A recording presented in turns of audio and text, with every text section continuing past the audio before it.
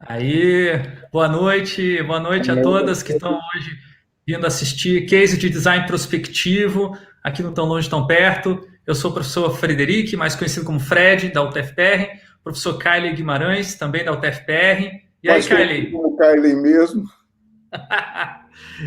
como é que vai ser o programa da noite hoje, Kylie?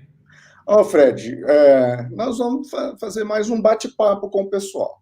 Eu preparei uns 20 slides, então devo gastar de 10 a 15 minutos, no máximo, para dar um contexto, uma introdução geral do que vem a ser design prospectivo, para aqueles que não tenham, por acaso, visto o vídeo ou assistido a alguns dos nossos encontros.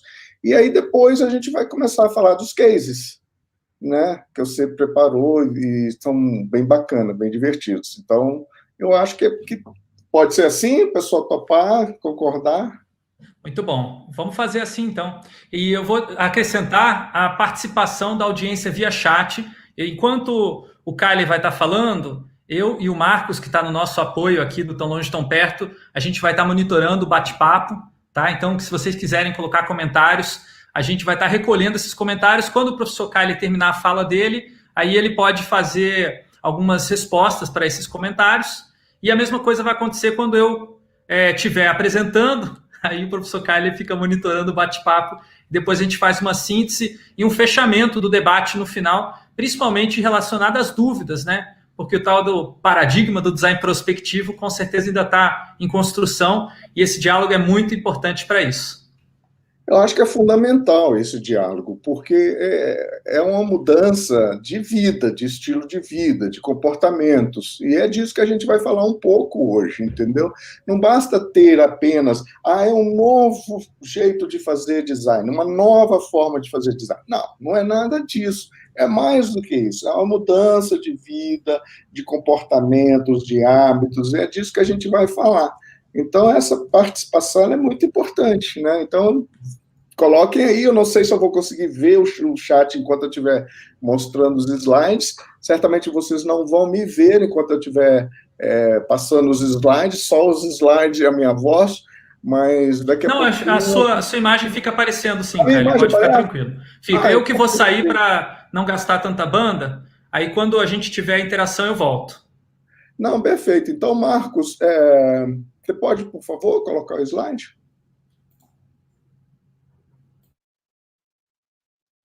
Colocou? Eu já estou vendo aqui, Kylie. Ah, beleza. Então, design prospectivo. O Pode que botar em tem a tela ver cheia, com? Kylie, se quiser.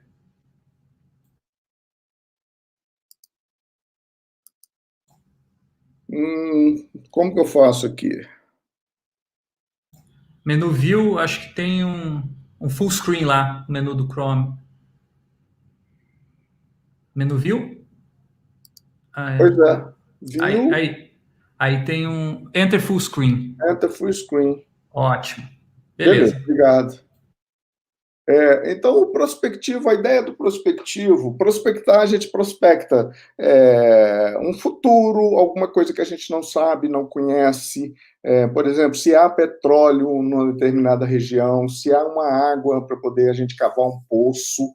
Essa é a ideia do prospectivo. Mas aqui no nosso conceito é para a gente criar um futuro que a gente deseja, né? Quero transformar uma situação que hoje não está boa em uma situação que é a desejada no futuro. E para isso, vamos trabalhar, vamos ver, fazer um cenário para entender esse futuro desejado e vamos fazer intervenções de design que vão permitir que isso ocorra.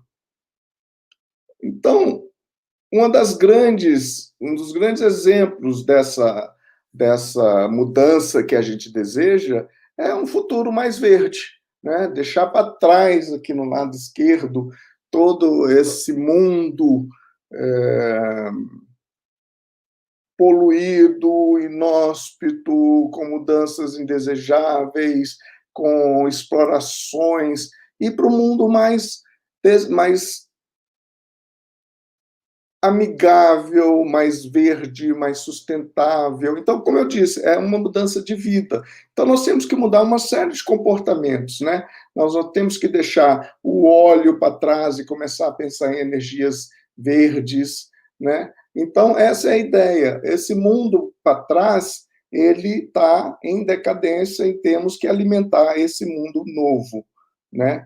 E é esse o novo ciclo que a gente vai começar. E como que a gente faz para sair desse mundo, né, indesejado e passarmos para um mundo desejável? Você vê que há uma série, aqui basicamente estão ilustrados as situações energéticas e de transporte, mas existe problemas de alimentação, de saúde, de educação, uma série de outras necessidades. Então, como eu disse, é uma mudança de estilo de vida. Sair dos hábitos antigos e passarmos para os hábitos novos. É isso que a gente deseja com o design prospectivo.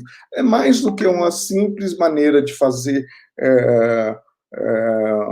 um design diferente, é um design com intenção de mudança de estilos de vida.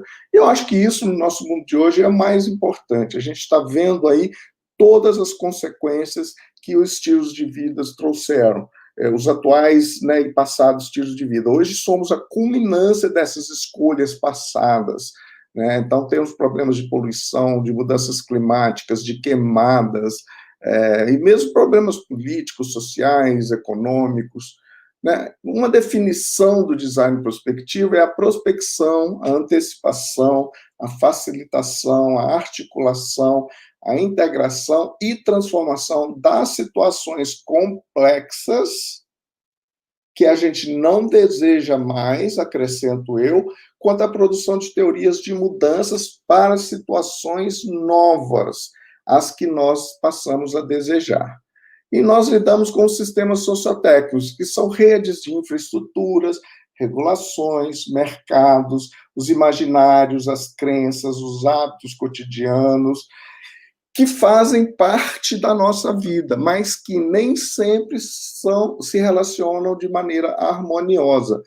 Então, é aquele problema que temos no trânsito, no transporte. Hoje estamos numa pandemia, com todos os problemas, inclusive riscos de morte, pessoas aí morrendo por falta de uma atuação política mais adequada. Então, a gente precisa fazer transições, que é sair desses sistemas sociotécnicos que trouxeram a essas situações indesejadas para uma transição, passar para sistemas sociotécnicos de uma melhor qualidade. Então, os desafios dificultam a modificação das relações entre sistemas sociotécnicos e sistemas naturais. A gente está vendo esse conflito aí quando a gente fala das mudanças climáticas. E aqui no Brasil, as queimadas, né? O Pantanal, não sei quantos por cento, 20% do Pantanal queimado, a floresta amazônica está à beira de extinção, né? Está no limite quase de deixar de ser uma floresta e começar a virar um deserto. Bom, então são relações que são dependentes de outras relações que estão muito arraigadas. A gente vive isso, nós sabemos a que horas acordar, a que horas a escola funciona, a que horas que temos que pegar o ônibus, que o ônibus vai estar cheio, que o trânsito vai dificultar a locomoção, que os hospitais vão estar cheios. Então nós já sabemos dessas relações, elas estão arraigadas. É difícil até para quem quer mudar. Um exemplo disso a gente vai falar mais tarde, mais para frente, é na alimentação. Então, o design prospectivo tem como abordagem propor essas intervenções que, uma vez testadas, possam permitir mudanças maiores. Ou seja, a gente sai de um ponto A indesejado, quer chegar no ponto B através de diversas intervenções que vão sendo testadas e adequadas à medida que elas ocorrem, né? Por exemplo, o exemplo da energia, né? A energia solar e eólica hoje já lideram a produção de energia, mas, no entanto, ainda estamos vivendo o paradigma do sistema sociotécnico anterior. Ainda compramos carro movido a petróleo, né? Nos Estados Unidos, há 10 vezes mais trabalhadores na indústria de energias limpas do que no carvão e óleo, ou seja, está em transição essa mudança. Mas, infelizmente, ainda tudo é voltado para o motor a combustão de petróleo. 72% da produção de energia mundial vem de fontes renováveis já, mas a luz da sua casa, você sabe dizer se ela vem de uma fonte renovável ou se ela vem de uma super, mega, hiper hidrelétrica, como a Itaipu, por exemplo, aqui no caso do Paraná, né? Então, Thomas Friedman tem uma fala que eu acho muito bacana. A idade das pedras não acabou por falta de pedras. O mundo passou por uma transição. Isso vale para todas as idades. Então, a nossa idade não vai acabar porque acabou o petróleo. Nós temos que fazer essa transição para uma nova era, uma nova idade, a idade do pensamento, né? Então, produto, serviço, parte do design, né? Cá no canto direito do mapa, a gente vê quanto mais a gente pensar além de produtos e serviços, de resolver um problema ou propor alternativas, mas fazer pontes entre o passado e o futuro desejado, melhor a gente está posicionado. Esse gráfico mostra um pouco melhor. Se você está no design de apenas solução, você vai desenvolver produtos e serviços com empatia, né, com satisfação de futuros desejáveis, mas dentro de um paradigma ainda antigo.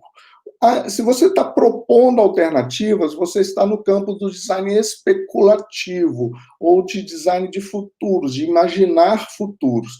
Se você está de criar pontes, olha, você vê na vizinha fazendo backcasting, que é voltando para hoje.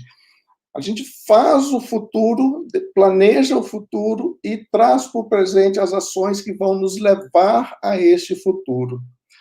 Pega esse gráfico que eu estou mostrando aqui agora, esquece o texto que está todo em inglês e pense só na figura, né? Nós temos uma seta que é o caminho da transição.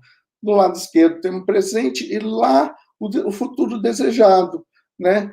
Que são as visões de longo tempo, de longo prazo. Esse é o futuro que queremos. Mas para chegar daqui até lá, nós temos que ir fazendo intervenções pontuais durante o tempo para atingir esse futuro desejado. Então, essas transições são parte importante do design prospectivo. Nós temos os cenários em que criamos o que queremos e temos as transições em que desenvolvemos as infraestruturas para fazer com que aquele cenário funcione. Bom, como que a gente faz isso? Diversas formas, design participativo, design inclusivo, design circular, design thinking, tendo empatia, vendo com a visão do outro, trazendo para os sistemas sociotécnicos essa visão do local, da pessoa, né, das famílias. Então, é dessa forma que a gente faz. Alguns exemplos. Essa figura do canto esquerdo aqui, não sei se dá para vocês verem direitinho, mas são dois animais amarrados uns aos outros, tentando se alimentar. Quando os dois puxam simultaneamente, então há um conflito aí, eles não conseguem atingir o alimento. Então, eles têm que cooperar. Você vê, eles se juntam, os dois vêm juntos para um lado, se alimentam, juntos para o outro e se alimentam. Então, estamos falando do design cooperativo, né? Do design sustentável. Aqui à direita é uma ideia de mudança, né? Queremos sair de uma alimentação baseada em proteína animal para uma outra forma de alimentação baseada em outras formas de proteínas alternativas.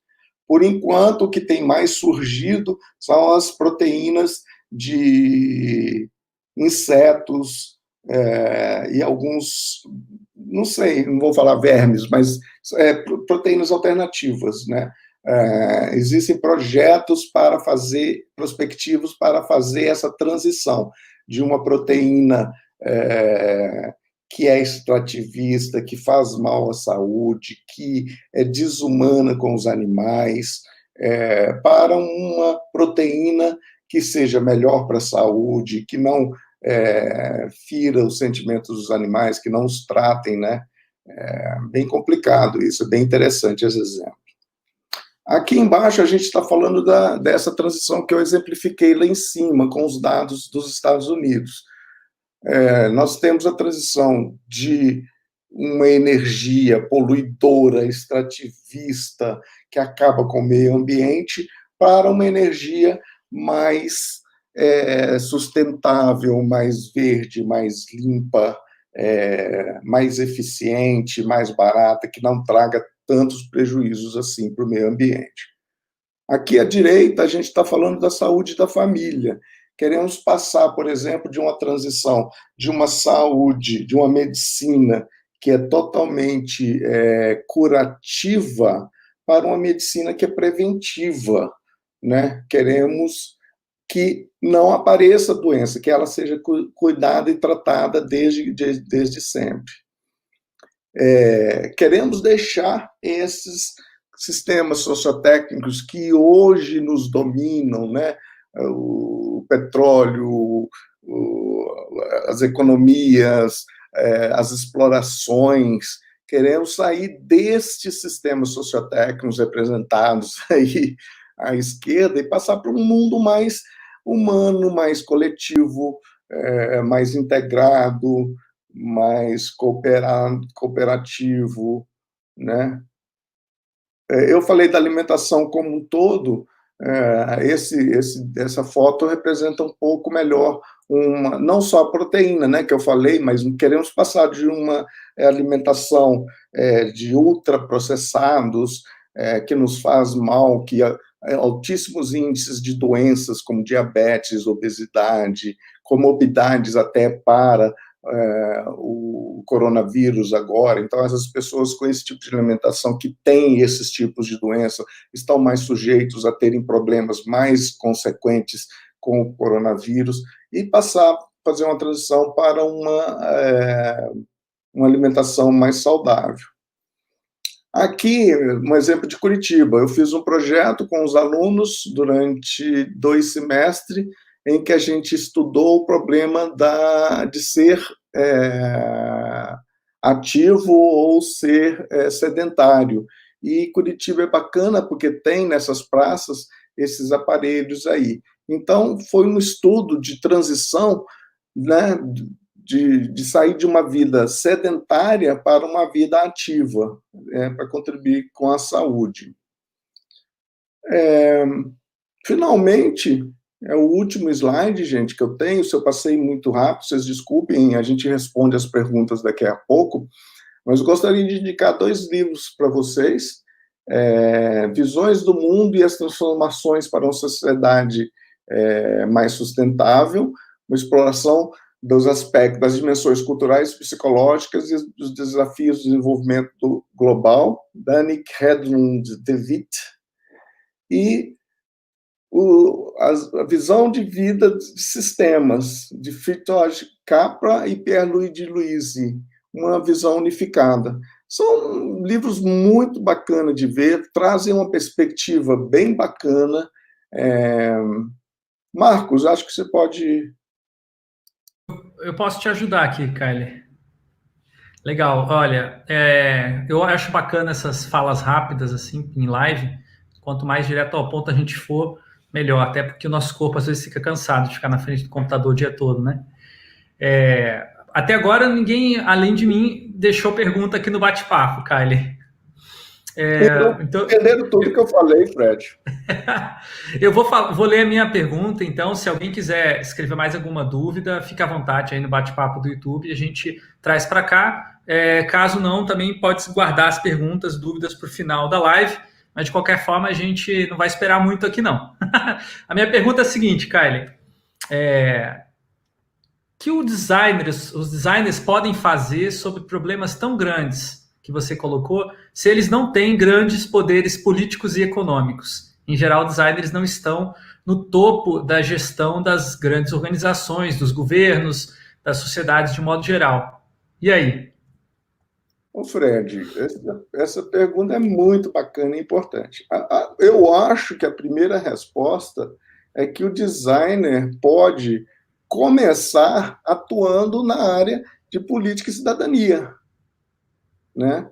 Porque este é um sistema sociotécnico de dependência, de democracia, de participação, né? Nós temos alguns exercícios de cidadania ocorrendo aqui na cidade de Curitiba, é um dos locais onde eu vejo isso mais ocorrendo, em que vereadores, prefeitos, eles fazem uso da participação popular. E o que eu não vejo é o contrário, é o povo se aproveitando dessas oportunidades. Então, há uma série de orçamentos participativos comunitários que eu sei que existem, eu já fui em algumas reuniões, e aí você chega lá, tem 3, 4 pessoas. Então, como eu disse, é uma mudança de estilo de vida. Nós temos que fazer valer a democracia em todos os níveis, dentro da universidade, dentro do trabalho, dentro da sociedade, na cidade em que vivemos. E essa mudança de estilo de vida, ela não vai ser dada, né? Ela vai ter que ser construída e trabalhada. Então, na minha opinião, o primeiro passo que o designer tem que ter é ter essa consciência democrática e começar a agir democraticamente. Bom, a gente está em tempos de campanha eleitoral, né? Então vale relembrar que isso pode ser uma oportunidade também para os designers se engajarem com campanhas, né? E escolherem apoiar candidatos que têm propostas que permitam esse tipo de projetos e intervenções visando transições, né? Existem alguns candidatos que trabalham com essas temáticas e outros que não trabalham. É perfeito, Fred, é exatamente isso que eu penso. É o momento, porque está havendo eleição, mas não precisa esperar uma eleição para ocorrer. O orçamento participativo, ele ocorre durante a gestão inteira, né? Então, a participação política, democrática, cidadã, é uma das preocupações do design prospectivo. Certamente nós vamos pesquisar alguma coisa nessa área quando o nosso programa estiver mais estruturado. Né? Eu diria também que nós temos propostas de fazer programas e cursos mais estruturados nessa área. Eu diria também que a mesma coisa vale para as corporações e as empresas. Tanto do ponto de vista do consumidor, né? Você pode escolher consumir e se relacionar com empresas que têm propostas de transições, projetos de transição, e você pode também escolher trabalhar em empresas que tenham projetos de transições. Por mais que você entre... Eu ia falar exatamente isso, como segunda parte da minha resposta, eu falei muito rapidamente na minha conversa, essa participação cidadã, democrática, colaborativa, ela é imprescindível. Eu falei, né, estamos mudando o paradigma da alimentação, mas quem de nós já está lá no paradigma de seja vegano, seja vegetariano, ou consumidor de uma outra alimentação mais saudável, né? Então, é parte de mudança de estilo de vida. A gente não pode esperar que isso ocorra se a gente não tomar. Nós temos que ser os vetores de mudança, e o designer é vetor de mudança. Existem várias formas como ele pode participar, né? Eu falei da transição do petróleo, né? Nós estamos em mudança. Há vários carros. O Brasil é pioneiro com o álcool, né? Que é uma energia semi-renovável, digamos assim. E quando a oferta do produto do automóvel a álcool, todo mundo compra o automóvel a álcool. Agora, existe uma alternativa, que é o automóvel elétrico, né? Que eu vou abordar na minha fala. Pô, mas está muito caro. Bom, mas tem uma outra alternativa, os transportes públicos, os transportes de bicicleta, o caminhar, né? Quem de nós aqui caminha para o trabalho? Eu caminho para o trabalho, né? O Fred também caminha para o trabalho, né? Então, quais são as mudanças de vida que nós estamos dispostos a fazer na nossa vida pessoal antes e primeiro, para que depois levarmos para a nossa vida cidadã, para depois levar para a nossa vida de profissional. Ou seja, o designer é um cidadão, então ele tem que fazer parte dessa mudança.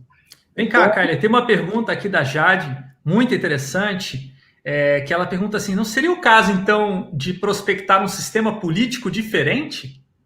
Uai, Fred, essa pergunta é mais para você. Eu vou até pegar aqui, porque a gente fala desses livros e tudo, né? Mas a gente tem que mostrar. Olha, esse é do bom. Tá Esse dando livro do... tá Sim. invertido? Olha, eu estou vendo certo aqui. Tá. É um livro do professor Boaventura de Souza Santos, que fala do o fim do Império Cognitivo, em que ele afirma as epistemologias do Sul. É um pouco disso que eu falei. Aliás, um pouco disso que eu falei vai ser tratado muito melhor, claro, no livro do professor Boaventura de Souza Santos, em que ele prega essas epistemologias do Sul, que, de certa forma, resumindo muito, gente, por favor, leiam o livro, né? Não confiem em mim. Ele está propondo um design prospectivo de um novo sistema de política. Exatamente essa dependência que nós temos do norte, que são os ricos, os colonizadores, né? Como que nós vamos valorizar a nossa própria democracia, aos nossos moldes, aos nossos interesses, né? Então, foi excelente a pergunta da Jade, né? E Jade, Eu gostaria de... livro, o Boaventura de Souza Santos tem tratado desse assunto da democracia há bastante tempo, não sei se esse livro é o mais recente, mas é o que eu estou lendo no momento e é muito bacana. Então, responde a sua pergunta. Não eu gostaria de complementar, Kylie. O livro responde a sua pergunta.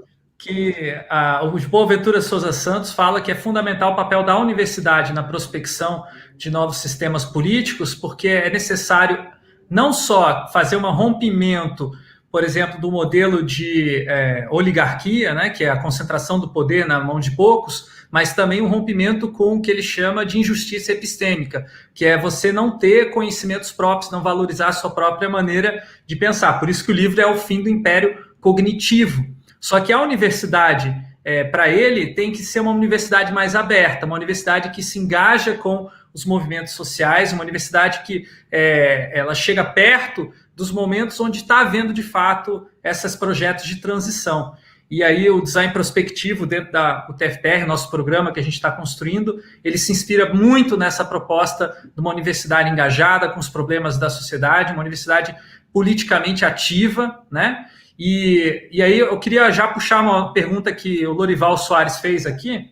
Deixa eu só mostrar um livro que você me sugeriu, que eu achei bem interessante também. Esse também, muito interessante, do Mike Monteiro, né? O livro sobre ética do design, você quer fazer um resumo rápido? Não, pode falar. Eu queria puxar a pergunta do Lorival Soares, que ele fala assim, ó, prospectar um sistema político diferente não seria a mesma coisa ter representantes com ideais e ideias comuns dos designers? Quer dizer, a gente precisa eleger designer ou pelo menos pessoas que pensam como designers, que têm, sei lá, o design thinking no seu DNA? Estou te provocando, Kylie. Lorival, excelente pergunta. Representação é a palavra-chave na sua pergunta. E eu queria levar a minha resposta para esse lado. Eu queria te provocar a pensar. Quem te representa necessariamente tem que ser um dos seus pares? Ou pode ser alguém que tenha os mesmos objetivos, as mesmas visões, entendeu? Então, representatividade é a palavra certa. Então, você trabalhe junto no seu sistema. Então, você quer um sistema político diferente? Como que você quer que ele seja? Participativo? Então, que o seu representante leve aquilo que você, na sua participação, estabeleceu com ele. Entendeu? É assim que deve ser, é assim que é a democracia. né? Quanto mais participativa, melhor. Só que aqui no Brasil a democracia só é participativa na hora do voto, todo mundo vota, né? Mas ninguém sabe quem está votando, qual é a plataforma do candidato, como que o candidato faz a gestão, né? Eu sei de muitos candidatos que fazem reuniões mensais, semanais, quinzenais com a base para poder tratar de assuntos políticos usando ferramentas de design, né? Isso é que é interessante. O professor Fred mesmo tem trabalhado com algumas autoridades eleitas usando ferramentas de design, levantando necessidades, levantando alternativas, propondo soluções e mostrando isso e chegando a um consenso. E a partir daí, então, essa pessoa, essa vereadora, essa prefeita que tem feito isso, ela não é necessariamente design, mas ela tem essa visão e essa visão de que é a voz de todo mundo que tem que ser representada, né? Bom, aí eu acho que eu tentei responder pela tangente a sua pergunta, né? Mas para não ser muito incisivo. Mas o ideal seria que cada classe tivesse um representante, sim, né? Mas legal, Kylie. Se você acha que tem uma pessoa que te representa porque está fazendo o melhor para a coletividade, e aí, para mim, a palavra-chave são duas, né? Representatividade da coletividade, acho que aí a gente tem um sistema muito melhor do que aquele Zé da padaria, sargento, pastor o político, ele é conhecido, né, por esses atributos de onde ele trabalha. Acho isso muito engraçado, e não pelo que ele está propondo, o que ele quer fazer. Legal, Kylie. Eu posso, então, iniciar a minha apresentação para talvez esclarecer essa pergunta, uma vez que não tem mais nenhuma dúvida aqui no chat? Certo, por mim, sim. Então, vamos lá. Então, agora eu vou pedir para você ficar de olho no chat aí. Enquanto isso, eu vou apresentando aqui. Deixa eu achar minha apresentação. Marcos, você pode projetar ela, por favor? Ótimo, está dando certo, né? Você está vendo aí, Kylie? Ótimo. Então, vamos lá. Eu vou fazer uma apresentação de alguns cases. Depois que o professor Kylie fez essa apresentação inicial, eu vou apresentar cases, projetos, que não são exatamente tudo que a gente imagina para o design prospectivo, porque o design prospectivo é uma coisa que a gente está construindo ainda. Isso aqui seria uma espécie de projetos precursores, tá? Projetos de design prospectivo mesmo são coisas que a gente vai ver quando a gente tiver, de fato, o nosso programa de mestrado e futuramente de doutorado junto à CAPES aprovado. Por enquanto, a gente está especulando ou prospectando esses cases, tá? Então, o que seria design prospectivo? Né? Relembrando, a gente define ele como uma prática teórica que prospecta qualidades relacionais em sistemas sociotécnicos. Então, esse termo qualidades relacionais é muito caro, porque a maior parte do design está ligado para pensar em objetos, em coisas fechadas. E o design prospectivo ele pensa em coisas abertas, em conexão, em relação. Então, a gente está interessado no que está entre as coisas, né? E não as coisas em si.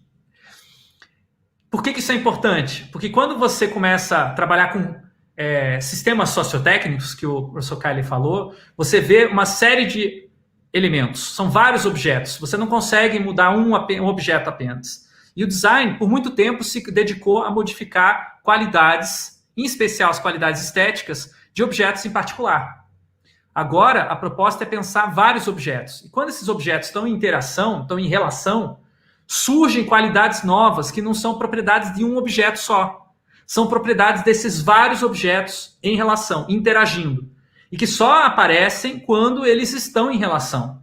Por isso é mais difícil de perceber de quais são essas qualidades que a gente está falando. E também é mais difícil de desenvolver uma percepção estética a respeito do design prospectivo, mas ela existe. Ela não se manifesta meramente numa relação visual, mas ela se manifesta numa beleza entre diferentes atores. Uma maneira de relacionar esses atores que por si é bela. Aqui algumas qualidades objetivas, só para vincular a tradição do design, né? Usabilidade, acessibilidade, durabilidade, utilidade, beleza e clareza. São todas qualidades dos objetos.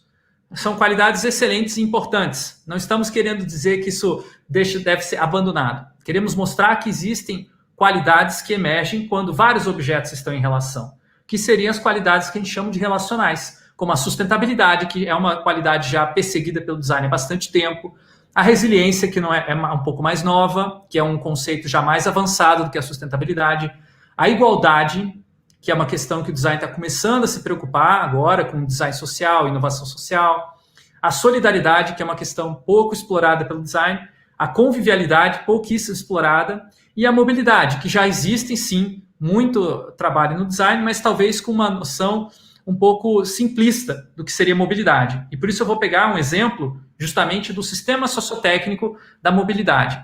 Então, não adianta um designer falar, olha, eu quero trabalhar com transições sociotécnicas para valorizar a qualidade relacional da sustentabilidade e eu vou fazer um carro mais sustentável, fazer um carro elétrico lindo. Beleza, mas isso não vai adiantar, porque já foi tentado inserir carros elétricos lindos dentro do nosso sistema sociotécnico e não houve essa transição. Pelo contrário, né, houve uma resistência do sistema sociotécnico, que tem uma série de relações de dependência. Então, o carro ele não anda sozinho, ele precisa da gasolina. Ele precisa da gasolina que ele recebe de um posto, e a gasolina precisa ser paga através de uma moeda corrente. E a gasolina precisa ser produzida numa refinaria, e precisa existir políticas públicas de energia, políticas energéticas, precisa existir fábricas para fabricar carro, precisa existir ruas para o carro andar, precisa existir sistema de sinalização de trânsito. Enfim, a quantidade de elementos que estão interligados e otimizados para acolher o carro e permitir uma mobilidade individualizada é enorme.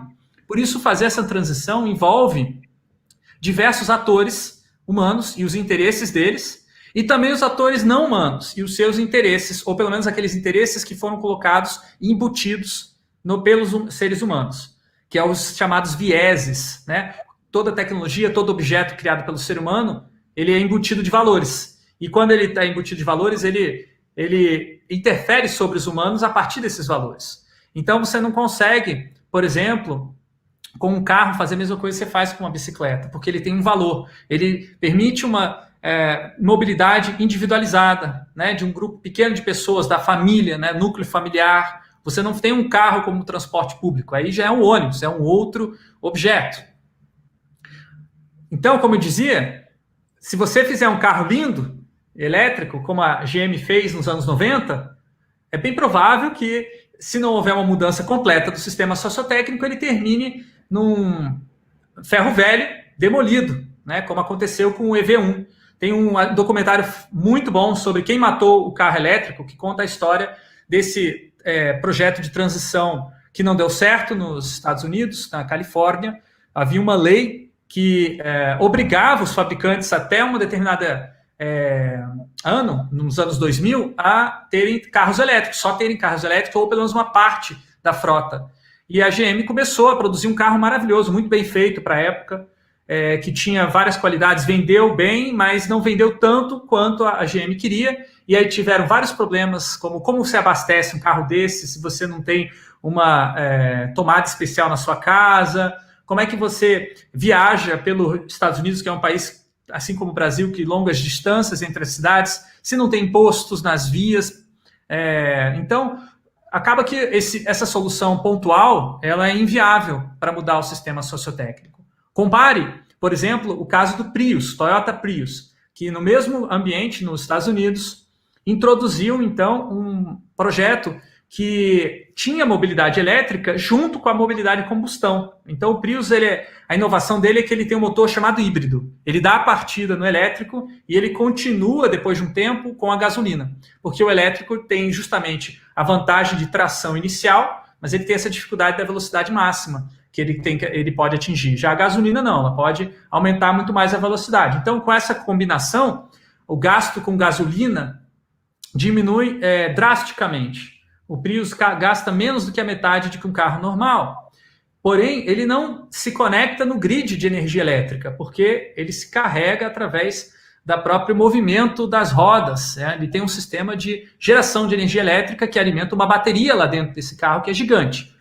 Esse é o problema de trazer o Toyota Prius, por exemplo, para o Brasil. Por que a gente não tem um monte de Toyota Prius no Brasil se ele é essa novidade da sustentabilidade? Ele já está no mercado dos Estados Unidos há quase 20 anos.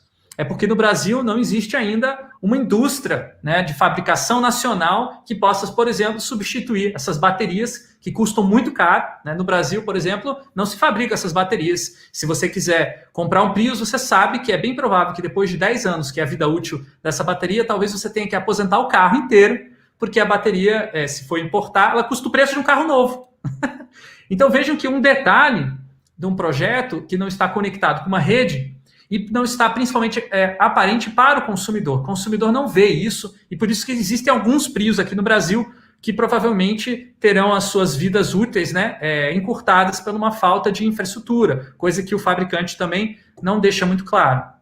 A gente tem um outro exemplo muito mais interessante aqui no Brasil, que é o Ibribus, aqui em Curitiba, inclusive, que é um projeto de transição, o mesmo tipo de motor, só que aplicado no transporte público. Nesse caso, encaixa muito melhor com a rede sociotécnica, porque no transporte público você pode ter um sistema de manutenção desses ônibus, e também porque você consegue ter uma bateria de um tamanho maior, que é mais fácil de trocar, é mais fácil de você conseguir. Fora que, no nosso ambiente, também você pode experimentar outros combustíveis, como o caso do combustível biodiesel, né, que também é utilizado nesse ônibus. Então, ele não é movido a diesel tradicional, né, é movido a um diesel que é renovável. Então, um projeto muito bacana, super conhecido fora do Brasil, que a gente às vezes pega todo dia, e ele representa uma transição de um modelo baseado numa mobilidade baseada em combustão para um modelo, uma mobilidade baseada em energia elétrica.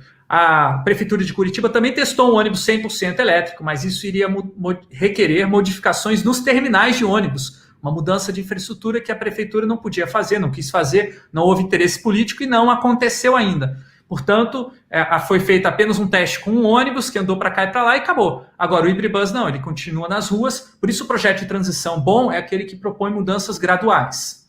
Temos também o exemplo aí do eletroposto e a eletrovia, né, que a Copel está criando aqui no Paraná, como uma tentativa de estimular a mobilidade elétrica. A Copel vê que é um futuro da sustentabilidade, então ela deu um passo além de colocar a infraestrutura elétrica antes de existirem os carros, porque se você ficar nesse ciclo vicioso do tipo, eu não vou produzir carro elétrico porque não tem infraestrutura, eu não vou produzir infraestrutura porque não tem carro elétrico, alguém tem que dar esse primeiro passo. E a Copel, com essa tradição de inovação, fez esse primeiro passo, criou uma rodovia que vai de Curitiba até Foz do Iguaçu, com vários postos como esse que vocês estão vendo aí, que podem permitir essa recarga de veículos elétricos. Ainda é uma infraestrutura muito pequena se comparar com a necessidade real, né, de mobilidade e transporte que a gente tem no nosso cotidiano, mas é um projeto de transição gradual que não fere com o sistema sociotécnico vigente.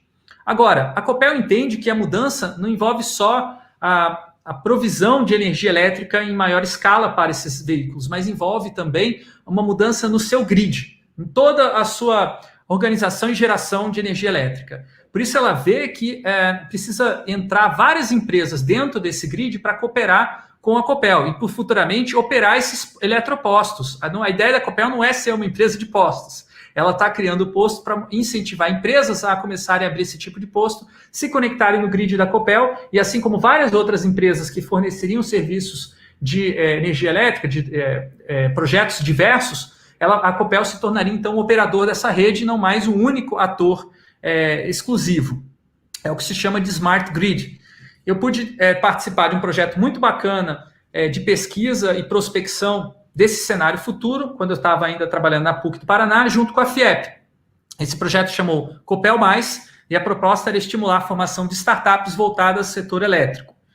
Esse projeto ele tem alguns elementos já pioneiros, ou talvez precursores do que a gente chama de design prospectivo, porque a gente fez algumas coisas que estão me vislumbrando para o futuro, né? Por exemplo, mapeamento dos atores humanos. Não fizemos mapeamento dos atores não humanos, o que é algo que seria bem interessante no projeto, olhando agora para trás. Mas a gente fez usando recursos de design, criativos, como bonequinhos, como amarrar os objetos. Para quê? Para que as pessoas pensassem com as mãos e, com isso, tivessem ideias que elas não estavam pensando sobre esses diferentes atores que tinham que ser envolvidos. Um desses atores são vocês que estão assistindo, estudantes e professores universitários.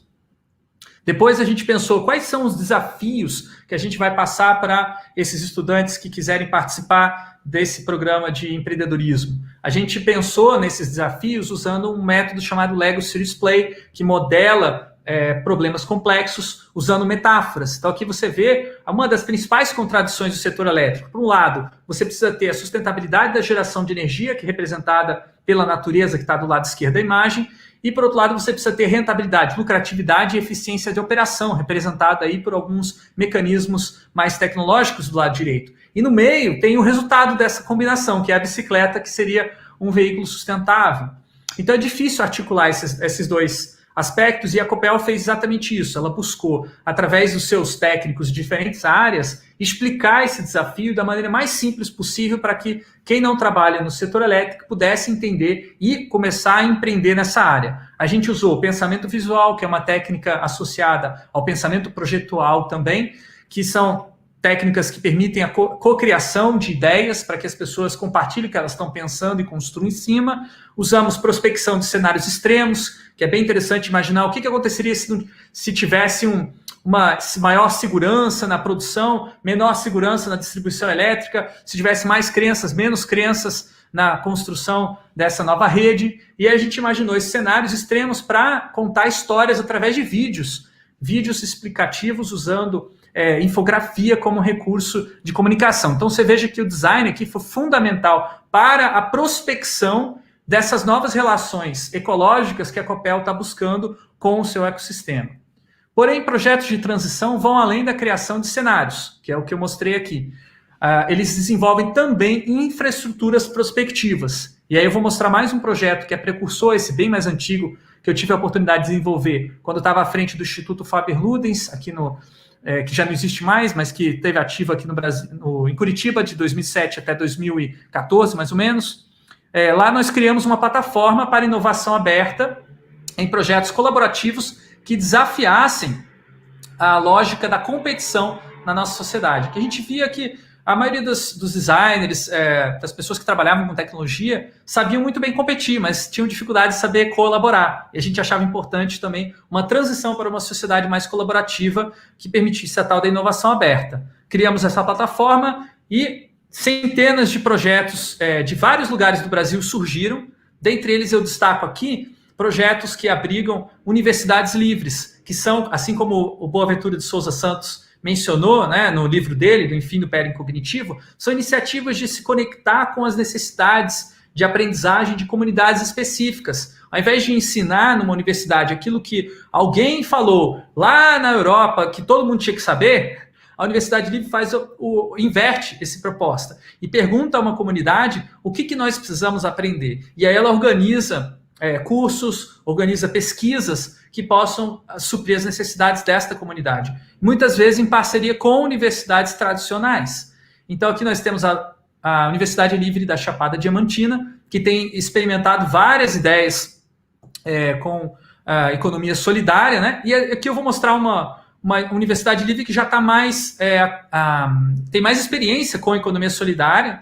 Já há mais de 5 anos, essa Universidade Livre lá do Teatro Vila Velha, em Salvador, utiliza um banco de economia solidária, uma moeda própria, para gerenciar as suas atividades e a sua manutenção. Todo estudante que quer estudar nessa universidade, eles vão pagar uma taxa em real, que é para os custos de aquisição de produtos que não conseguem ser adquiridos pela economia solidária, uma taxa que é equivalente aos 30% do valor da mensalidade.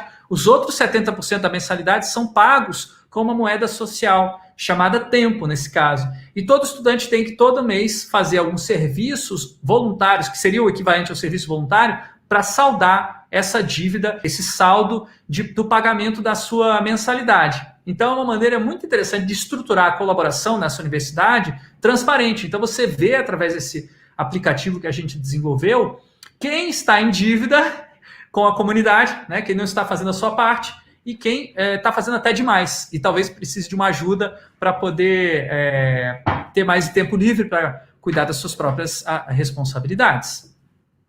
essa economia solidária busca uma transição gradual ao socialismo ou talvez alguma outra coisa que a gente não sabe o que é. Ao invés de esperar por uma revolução que transforme o sistema político e econômico, a economia solidária começa essa transição hoje já dentro de comunidades com sistemas híbridos que se conectam, como eu falei, né, 30% em moeda local, 70% em moeda social.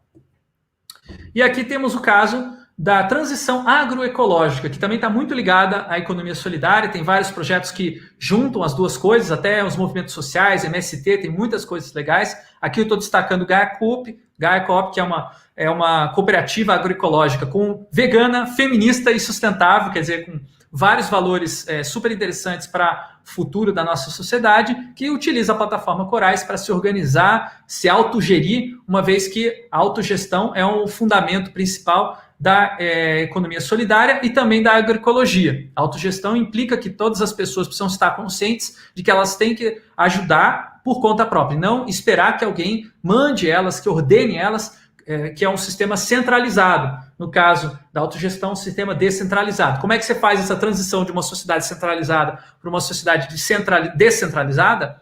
Aí você tem um projeto de transição. Então, você precisa ter uma infraestrutura diferente. Não adianta só ter cenários e ideias mirabolantes de como que essa sociedade pode ser diferente. Precisa ter infraestruturas que permitam já começar a vivenciar essas novas relações, nem que seja num projeto piloto específico, num contexto específico. Então, a gente trabalha no design prospectivo aqui na UTFPR com uma dialética, que inclusive se reflete nas nossas duas linhas de pesquisa do nosso programa de mestrado. A gente tem a linha de cenários e tem a linha de infraestruturas. Então, aqui eu mostrei para vocês vários exemplos de infraestruturas e também de cenários e como eles se interagem. É claro que eu imagino que nesse programa, quando a gente tiver vários projetos andando, vai ficar muito mais claro como que se dá essa dialética. Por fim, uma reflexão rápida, né, que tem um pouco a ver com a pergunta que eu próprio joguei lá atrás, que a gente ainda não sabe muito bem responder, porque é algo que estamos prospectando neste momento, mas a gente vislumbra designers atuando de uma maneira completamente diferente na sociedade. Não são designers donos das coisas, os autores dos objetos, né? Que o designer, ele gosta de falar, olha que legal que eu projetei esse teclado aqui, eu sou autor, bota no portfólio a foto. Mas imagina você, designer, apresentando uma relação que você cultivou, que você articulou, que você proporcionou. E eu acho que isso tem muito mais valor para a sociedade e são essas coisas que a gente está prospectando aqui no programa de Design Prospectivo. É isso. Muito obrigado. Quem quiser me acompanhe nas redes sociais. Vamos lá, vamos ver se tem dúvidas, perguntas que a gente possa discutir aqui. E aí, Kylie, alguém falou alguma coisa? Seu microfone está mudo. O Fred, bem bacana, muito obrigado. Acho que deu para fechar um pouco, ficar um pouco mais claro na mente de todo mundo. E, inclusive, essa última parte que você falou, né, que volta a uma pergunta do Lorival lá atrás. É um novo design, é um novo designer com um novo papel, né? Isso que é interessante. Tem uma pergunta da Josiane. Oi, Josiane, você tá boa? Saudades de você. A Josiane diz assim, seria então refletir sobre a interseccionalidade dos projetos de design? Então, a palavra interseccionalidade, ela tem um significado específico dentro da teoria feminista e que diz respeito a quando você tem uma pessoa sofrendo várias opressões ao mesmo tempo, né? Por exemplo, uma mulher que é negra, que é deficiente visual, que ela é pobre e que ela nasceu no Brasil, ela é oprimida em várias relações, né? Na relação do colonialismo, na relação do capacitismo, na relação do racismo e do machismo, só para colocar alguns elementos. Normalmente a interseccionalidade se refere a isso. A gente está pesquisando uma outra secção, digamos assim, mais uma opressão que se chama usuarismo. A gente acredita que existe uma relação mediada pela tecnologia histórica que condiciona essa mesma pessoa que já é vítima de várias opressões a serem tratadas como usuárias, e meramente usuárias. Essa pessoa, ela tem um projeto centrada nessa usuária que vai fazer ela se sentir cada vez mais burra, cada vez mais incapaz de se apropriar da tecnologia, transformar essa tecnologia e ser uma cidadã completa, que inclusive envolve definir e desenvolver suas próprias tecnologias. Isso aqui é um tipo de projeto, a gente está pensando nessa opressão como uma maneira de projetar uma transição para uma sociedade que nós não somos apenas consumidores, nem tampouco usuários, mas cidadãos. E essa transição, ela envolve também a mudança dos processos de desenvolvimento de infraestruturas tecnológicas que estimulem, assim como a plataforma Corais faz, que as pessoas possam serem projetistas também, não só usuários. Agora, eu imagino que a gente possa pensar em interseccionalidade com outros significados também, né, Kylie? Você imagina alguma coisa? Eu não sei, a Josiane vai ter que nos dizer o que ela pensou com a pergunta, mas ela jogou a pergunta no momento em que você estava falando das qualidades relacionais. E aí seriam as diversas interseções dos nós das redes.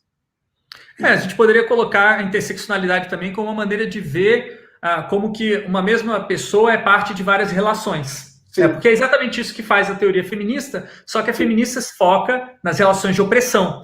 Agora, existem outras relações, as relações ecológicas, relações de convivência, relações familiares, que vão além da opressão. As relações sociotécnicas, da maneira como a gente está vendo e querendo atuar em cima, ela é uma relação de opressão. São sistemas que são dados, eles são a realidade, eles são as verdades, não tem como fugir, né? Uma das coisas que eu adoro ouvir quando eu estou em algum lugar fazendo alguma compra é alguém virar para mim e falar assim: o computador não deixa. Eu sou da ciência da computação, eu sei o que o computador deixa ou não deixa. Quer dizer, ele não deixa nada. Ele é uma tecnologia que vai fazer aquilo que você programou para ele para fazer. Né? Então, essa é uma opressão da tecnologia, da maneira como a tecnologia é utilizada. A gente está chamando isso de usuarismo, Kylie. Assim como tem o racismo, o machismo, usuarismo. Não dá para fazer. O design prospectivo, quando mexe com sistemas sociotécnicos, ele muda o lugar de fala, ele muda o papel, ele muda a relação do ser humano com o sistema sociotécnico, que não é mais de usuarismo, mas é mais de participação, de entendimento. Né? E você deixou bem claro lá na sua rede que qualquer intervenção ela não é estanque, ela afeta diversas outros nós da rede em que isso vai acontecer. A Josiane respondeu aqui, são as várias relações mesmo. Né? Então, eu associei, Josiane, porque foi logo na hora que ele estava falando das qualidades relacionais que você colocou a pergunta, eu imaginei que pudesse ser isso. Sim, a gente está falando de sistemas sociotécnicos, dos quais fazemos parte e queremos mudar. Né? Então, a resposta do Fred, além da que ele deu, passa por aí sim, Josiane. Você não faz mais um produto estanque, você tem que ver quais as qualidades relacionais que o professor Fred apresentou, esse produto vai trazer para o sistema sociotécnico que você está projetando. Deixa eu te perguntar uma coisa, Kylie, que vem à mente, eu imagino que esteja na cabeça aí dos estudantes que estão assistindo. Se vocês quiserem acrescentar novas perguntas, aproveita que a gente ainda tem mais alguns minutos aqui de debate, mas a minha pergunta é o seguinte: já existem metodologias de design prospectivo que possam ser aplicadas, Kylie? De design prospectivo, propriamente dito, que não, né? Mas a gente está se valendo muito de metodologias de design de transição. Há um grupo muito forte, representado por pesquisadores da Carnegie Mellon, da Universidade Carnegie Mellon dos Estados Unidos, que tem um programa de doutorado de design de transição, e eles têm diversas ferramentas. Eu já leciono essas ferramentas dentro de disciplinas.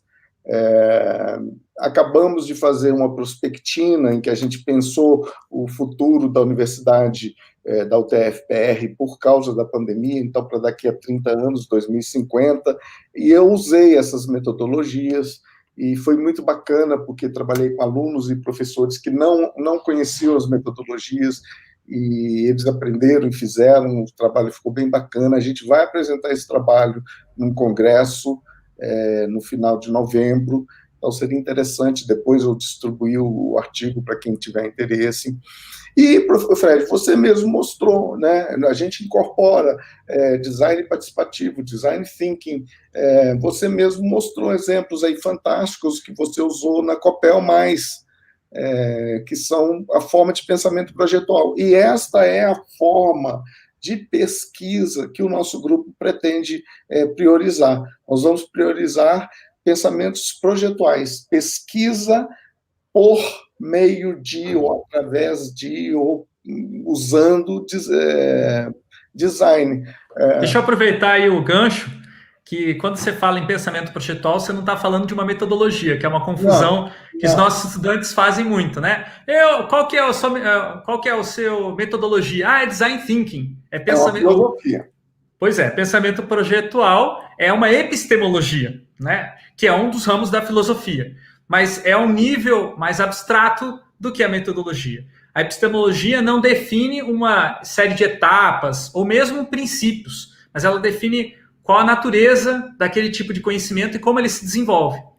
E isso explica por que a gente resolveu chamar o nosso programa de pesquisa de design prospectivo e não design de transições, lá da Carnegie Mellon University, porque a gente tinha lido o livro do Boaventura de Souza Santos, a gente estava ciente do conceito que ele chama do império cognitivo, que é justamente essa relação desigual que existe entre as epistemologias do norte e as epistemologias do sul. Tudo que é conhecimento no norte é visto como superior, e o sul é visto como aquele que importa as metodologias e as epistemologias do norte. Portanto, a gente quer romper com esse ciclo de importação e criar um pensamento próprio a partir das nossas próprias matrizes culturais, sem negar o que vem de fora. A gente se apropria e transforma, né? Isso é uma das bandeiras importantes do nosso programa, né, Kylie? Eu acho que a primeira bandeira que nós temos é de trazer essa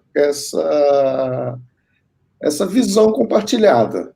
Compartilhar a nossa visão com o máximo de pessoas possíveis. Então, estamos aí dispostos a fazer palestras, a fazer bate-papos, lives, conversar. E a nossa segunda bandeira é exatamente começar a criar essas epistemologias nossas, próprias. Né? Então, aqueles alunos que tiverem interesse em criar linguagens visuais, métodos, passos metodológicos, integração de ferramentas já existentes com essa filosofia de pensar prospectivo. Então, a gente está com esses desafios aí bem bacana. Né? Então, como eu disse, você mesmo usou algumas ferramentas já existentes, né, para resolver o Copel+. Então, já foi um uso prospectivo de ferramentas já existentes, que eu acho que isso é bacana. A Josiane, você está querendo uma referência dessa da universidade? É da Carnegie Mellon. Como é que eu consigo? Eu escrevo aqui, Kylie, pode deixar comigo. Aí? Então, Josiane, o professor Fred vai listar aí. A Carnegie Mellon tem um programa de design de transições, Transition Design, que é um pouco diferente do que a gente está fazendo exatamente porque queremos fazer a nossa, aqui do Sul, né? Mas é bem bacana. O que você acha que a gente já conseguiu até agora desenvolver de diferente, hein, Kylie? Uma boa pergunta aqui para nós, de autocrítica, talvez, né? Porque é muito novo. Lembrando, o conceito de design prospectivo tem pouco mais de um ano, né? Não tem um ano, né? Assim, que tá público tem menos, né? É uma visão bem diferente. Eu acho que nós estamos fazendo a nossa primeira bandeira, que é democratizar o nosso pensamento, né? Trazer mais pessoas, disseminar esse conhecimento, essa forma de pensar e trazer o pessoal para pensar conosco. Eu acho que esse foi o nosso grande ganho, né? Nós já tivemos algumas pesquisas que a gente fez, mas realmente agora nós estamos precisando colocar a mão na massa e trabalhar mais, né? E temos várias frentes para atuar. Temos os cenários que nós podemos estudar, temos os sistemas sociotécnicos atuais que nós podemos criticar, temos as infraestruturas que nós podemos discutir, temos essas epistemologias, essas ferramentas, essas metodologias que a gente tem que desenvolver. Eu acho que a gente tem muito mais coisa a fazer nesse primeiro momento, né? Eu E queria além de destacar, Karen, essas nossas ideias, assim.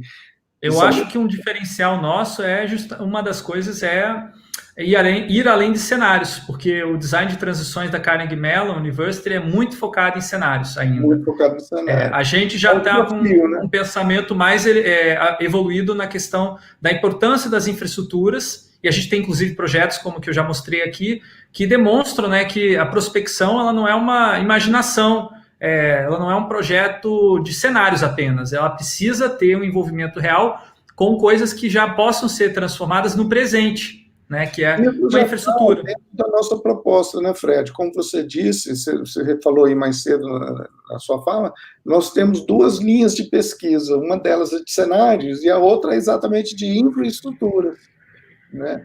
Nós queremos valorizar essas transformações. Como fazer se não somos grandes, se não temos que começar fazendo, né? E tendo já esse foco, tanto no cenário, que é uma das linhas de pesquisa, como na infraestrutura, a gente cerca e faz as intervenções que os cenários levantarem para alterar as infraestruturas de uma maneira bem, bem simplória, né? Mas deixa eu perguntar. Uma coisa alimenta a outra, o cenário alimenta a infraestrutura alimenta novos cenários. Então, sim, é uma diferencial bem grande. Quem acessar lá a Carnegie Mellon vai ver que eles estão todos voltados para a teoria de sistemas e mudanças e para cenários. Até agora nós não tivemos mais nenhuma outra pergunta, mas eu imagino que esteja na cabeça também de estudantes que estão interessados no programa de mestrado em design prospectivo, né? O que pode ser feito hoje para se engajar com esse programa, uma vez que ele ainda está em processo de aprovação e credenciamento junto ao Ministério da Educação? Quer dizer, a gente não está com uma turma aberta ainda, mas quem quiser se engajar desde já, o que é possível fazer, hein, Kylie? É perfeito, quem deve se engajar desde já. Nós temos um grupo de estudos, a gente se reunia todas as quintas-feiras e nós encerramos tem umas 2, 3 semanas, né, Fred?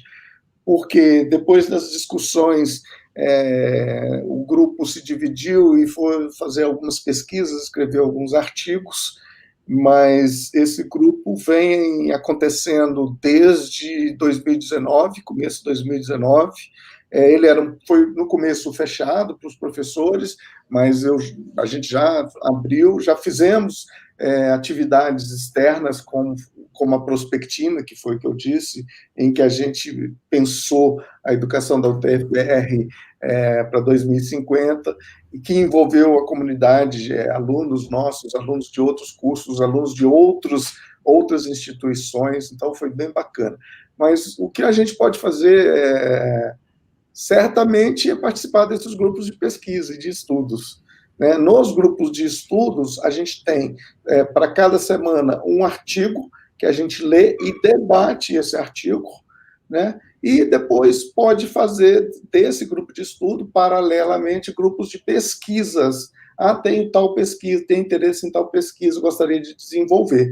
E já produzindo, já estudando, já ampliando. Vou dar a dica que os professores que estão vinculados ao programa, que serão futuros professores orientadores de mestrado e doutorado, esses professores já fazem iniciações científicas, né, com foco em design prospectivo, e também até alguns TCCs já estão saindo com alguns elementos do design prospectivo. Então, quem tem interesse também pode procurar esses professores. E para saber sobre o grupo de estudos que o Kylie mencionou, manda um e-mail para o professor Kylie ou para mim, que a gente pode orientar vocês sobre como participar. Tem mais uma dúvida aqui, Kylie. Você consegue ver as perguntas aí? Sim, tem mais uma pergunta aqui da Jade Alves, que é: aplicar uma metodologia definida não seria... faz sentido ter metodologia de design prospectivo? Que é uma pergunta muito boa. E ela elabora: aplicar uma metodologia definida não seria uma conformação, uma sugestão a um procedimento rígido, menos fluido? E prospecção não é justamente sobre fluidez? Porque num sistema onde não há fluidez, não há margem para se prospectar mudanças? Será que não? É uma reflexão muito interessante, Jade. E aí, o que você acha, Kylie? Ela nos pegou no pulo, né? Porque nós estamos, como eu disse, adaptando algumas das metodologias já existentes. E cabe a nós, sim, como grupo de pesquisa, proponente de uma filosofia de vida diferente, propor formas diferentes de pensar. Né? Nós partimos das proposições do Boaventura de Souza Santos, de pensar as epistemologias do Sul, que englobariam as metodologias do design prospectivo. E estamos exatamente já nessa fase do nosso grupo. O grupo tem uma linha de vida, de maturação e crescimento, né? Curso de aprendizado, nós temos que aprender, nós temos que ler. Então, o grupo de estudo é bacana, porque cada leitura que a gente faz e cada discussão que a gente faz, ela traz mais novas visões para a gente, mas nós temos que também fazer. Quanto a ter ou não, eu acho que tendo uma ontologia, o design prospectivo pensa assim, quer agir assim, como fazer, eu acho que isso pode ser variável. E aí cabe usar tanto as coisas que já existem com o foco filosófico do design prospectivo, quanto criar coisas novas, Jade. Não sei se eu respondi a sua pergunta. Eu vou acrescentar que eu acho que a metodologia não precisa ser um procedimento, tá? Não é a mesma coisa. Metodologia é um estudo crítico de métodos. Isso pode envolver a criação também de novos métodos que não são necessariamente procedimentais. São métodos que têm a ver com a maneira como você se coloca no mundo, e um dos princípios pode ser a abertura a mudanças. Né? Então, você ser uma metamorfose ambulante pode ser um método também. Um método cambiante, mas um método. E eu acho que então a gente tem um espaço no design prospectivo para trabalhar com metodologias novas, porque a gente está trabalhando com uma epistemologia nova. O design mais clássico, né, que a gente chama, que são as disciplinas de desenho industrial tradicional, vinculadas a objetos específicos, já tem epistemologias consolidadas e metodologias consolidadas. Já o design prospectivo, ele está justamente abrindo novas fronteiras, novos espaços de projetação que a gente precisa inventar, criar, se colocar e deixar fluir. Mas eu acho que a fluidez é uma das possibilidades, não a única também. Eu também não acho que seria o contrário, digamos assim, do design prospectivo, ele ser antimetodológico. Eu acho que não é essa a proposta. Tem mais uma dúvida aqui, Kylie, da Ângela Lima. Ela diz assim, ó, eu quero participar do grupo, mas eu não estudo na Federal. Eu posso participar? Certamente. Será um prazer tê-la. Fred, nós temos algumas reuniões gravadas. Tem como... A gente utiliza um servidor dentro da plataforma Discord para essas reuniões do grupo, e todas as reuniões passadas, bem como os textos de leitura de referências, né, que alguém já mencionou aqui, estão lá dentro guardados. Então, se você tiver acesso a esse link, que a gente não consegue compartilhar aqui pelo YouTube, porque ele não permite compartilhar links aqui no bate-papo, mas se você mandar um e-mail para a gente, nós vamos enviar para vocês o link para esse servidor do Discord. Lá dentro você vai ver a agenda dos encontros. Aí você vai saber quando que vai ter uma próxima reunião. Fiquem atentos que a gente em breve estará remarcando essas reuniões, vai ter uma nova agenda, e aí a gente vai estar discutindo sempre um texto, né? A gente lê um texto. A gente já teve nessas últimas reuniões diversas pessoas fora da UTFPR participando, né? Pessoas que trabalham em empresas como Globo.com, que trabalham em empresas como Sky, e são profissionais de mercado que perceberam que existe algo novo no design prospectivo que pode trazer inovação para essas empresas também. Então, não é só um grupo de estudo 100% acadêmico. Sim, manda um e-mail para a gente, para mim ou para o professor Fred, que a gente passa os professores que estão interessados em orientar TCC já nessa área, ou fazer iniciação científica, que é muito importante, e assim e colocar vocês já na lista de e-mails, porque assim que a gente retomar as reuniões, o convite vai ser para todos. Serão todos muito bem-vindos. Legal, Kylie. A gente... Nas últimas reuniões, como o professor Fred disse, nós tivemos profissionais do mercado, de outras instituições, então foi bem aberto. Queremos ampliar cada vez mais o alcance do nosso grupo. E, inclusive, criar grupos que não seja só esse de estudo. Como eu disse, esse seria um grupo de estudo, onde a gente veria um pouco de teoria, mas cada professor pode criar o seu grupo de pesquisa, né, para trabalhar mais profundamente algum conceito. E aí você poderia participar no grupo de estudo geralzão com todo mundo e no grupo de pesquisa específico com o professor. É uma possibilidade.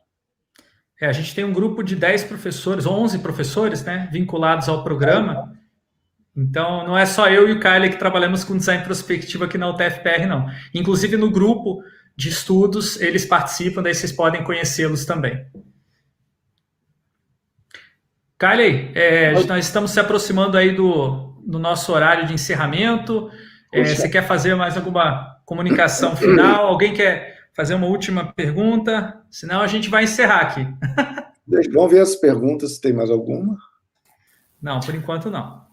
Bom, professores, enquanto o pessoal está escrevendo as perguntas aqui, gostaria de, em nome do evento, agradecer a presença de vocês por estar trazendo esse conteúdo tão rico para a gente, né, tão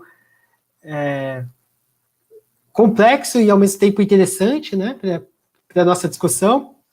E lembrar a todos que estão nos assistindo que essa é o primeiro dia da primeira semana de 3 semanas de programação que a gente está trazendo em nome do mês do design, né, que a gente está chamando.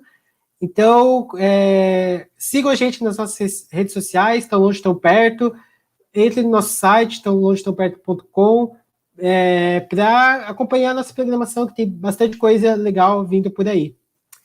E agradecer novamente, né, a disponibilidade de vocês estarem aqui. Professor Fred, se você quiser compartilhar comigo o link do Discord, como eu sou o administrador da transmissão, eu consigo mandar o link aqui no chat, se vocês quiserem disponibilizar.